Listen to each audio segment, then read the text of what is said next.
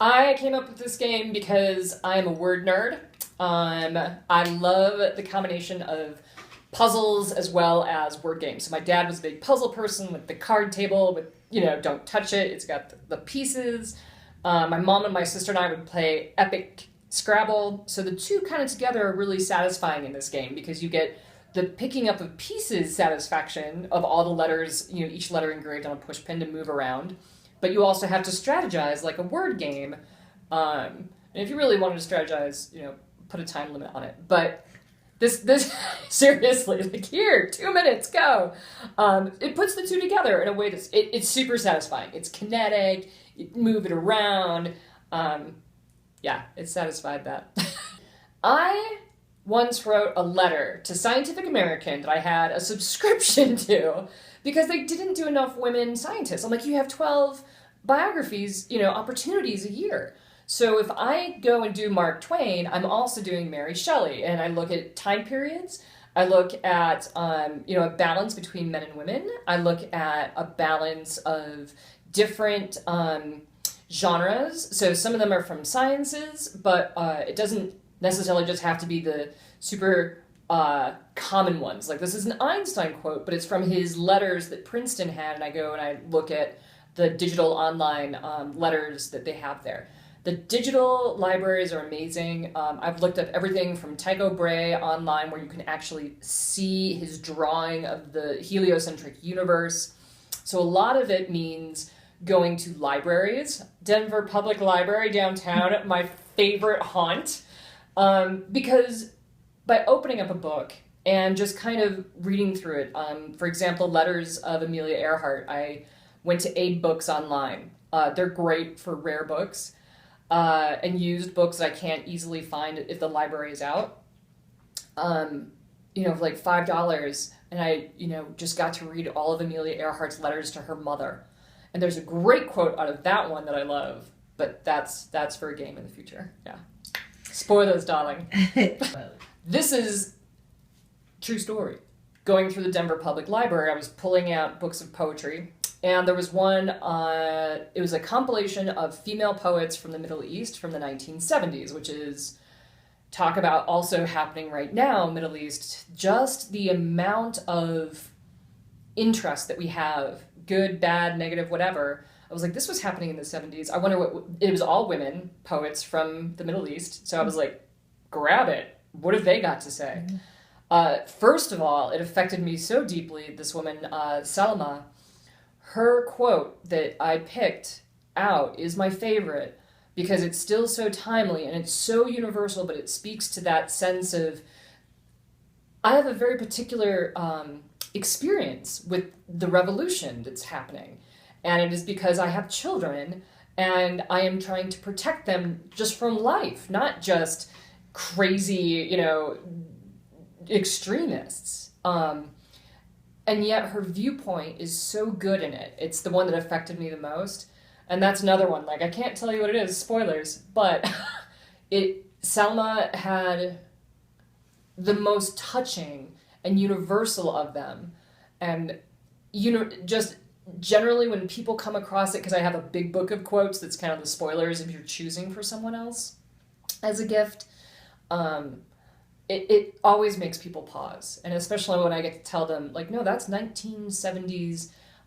She's a Jordanian woman. These were her, part of a poem, and it's just exquisite. And that's another part of the limited edition in this game, is you get that cited source to go back to. If you really find something new in the game, there's a portrait of her. That's another thing I love doing, is finding these people, sometimes at different stages in their life. And then also you get the source of the quote. So yeah, go down to the public library and pick it up. You will weep. I know I did. I was like, all right, this is a quote. Oh, right. Is it a toy? Because, it's got pieces. It's a game. And I make that distinction because the box itself looks like you want to open it up and play with it and what's inside. But what's inside are sharp, pointy pieces, which are completely unsuitable for children under a certain age. So I have to put it on the box, like, hey, it's not a game, so don't go excited because it has the word puzzle. It's a word game, it's a word puzzle. So sharp, pointy pieces. Be very careful. Be very careful. Yeah. Also, my great-great-grandfather, Achilles Puccinelli, was a luthier. He made wood instruments, and it's been in my family for generations. We are wood nerds, all of us, even my sister. So wood has a very tactile quality, and I have settled on what works best with the laser in some ways, which is cherry, maple, because they show the highest contrast, but they look great when they're, finely oiled and finished. And they'll age a bit over time, but they're also domestic. If I could find hickory wood and other kinds of domestic woods like beech nut, I'll use those too. But it'll actually tell you on the box what kind of wood it's made out of, because I get some other word/wood nerds out there, and so on the bottom of the box it'll tell you I'm cherry, I'm maple. It's just that added little bonus of, but yeah, can I get it readily in the United States? Is it domestic? And also ultimately, how well does it look? So those two I've narrowed it in. Oh my God! So I'm a lady with a laser. In Golden, Colorado, which is, I'm here in Denver, so they're 20 minutes away. Epilogue Laser. They've been doing this, let's make lasers, for 20 years, but they've been doing it mainly for, there's a huge aerospace industry. Hey, I need to put a tag on an aircraft that won't, in all kinds of weather, rub off. You can still read it. Lasers are great for that kind of thing. I'll make a permanent mark that the apocalypse will see. Totally. So everything that I have in my background as a theater designer using tools, what the laser does beautifully is once I've done all the upfront design work, it replicates it, which is why I do a very limited run. So even though it's made with a laser, meaning it both etches it as well as cuts it, it still requires that design behind it. And yes, I could make 1,000 of them, but I don't. Like, they're limited edition for a reason. And that's partially because the laser is so good at what it does that I want to make certain that it's not just infinitely replicable. That you still get a handmade product, because the laser is still just a tool, like a router or a chisel or anything that you would use normally on wood. This is just a 21st century tool that still requires craftsmanship in execution. Yeah. Oh yeah, because... And the second. And you're addicted. Yeah. The Lots of Letters game is great because it answers the question of, like, oh, so I just finished this. The first Sunday of... Once you have the Lots of Letters, you can sign up online or someone can sign up for you. You get delivered to your email the first Sunday of the month 2 new games, a medium level and a hard level. And that's perpetual play. So they're all designed to work with the Lots of Letters. Whereas the limited edition game is really, once it's done, you have a limited edition art piece kind of a thing. But we do custom work too. So if somebody says, I really want this quote, we'll do it, absolutely. Because we'll do the research, make certain it's bona fide, make certain it's accurate, make certain that all of that is together as part of the package. Because when you give something that's like, no, this was... Mary Shelley that said this, you want to make certain Mary Shelley really said it, or wrote it, so that it's quite accurate. And it may be something that they're not familiar with. It might be their favorite author, that it's a quote they've never seen. So I sell these at markets, that's on my website, like events, and the Lots of Letters you can buy off my website in the shop. The limited editions are a little bit more interesting to find online because those are limited editions. So if I'm at a market, you may not see them on my website because I don't know how many editions I have left. I'm still working that out. Science. It's letter distribution for the English. If you were to take a look at the English word usage and say, it is, an A will come up this number of times in the average word.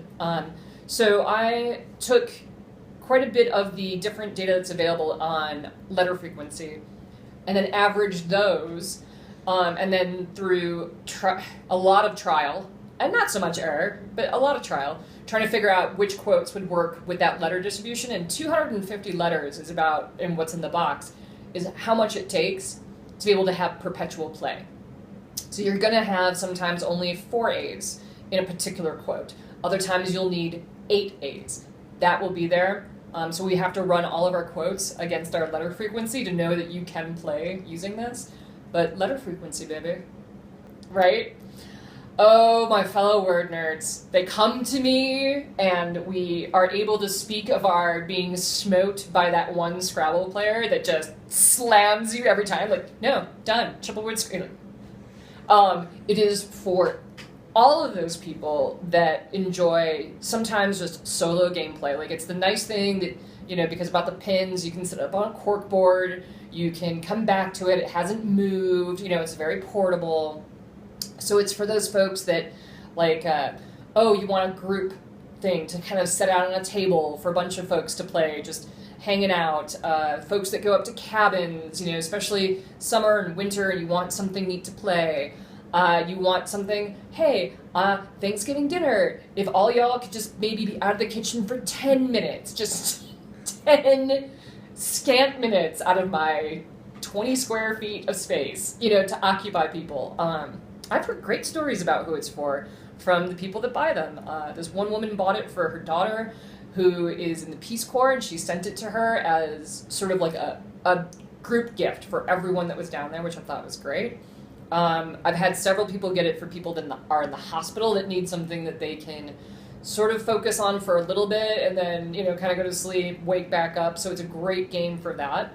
I have also had those people that use it to smite.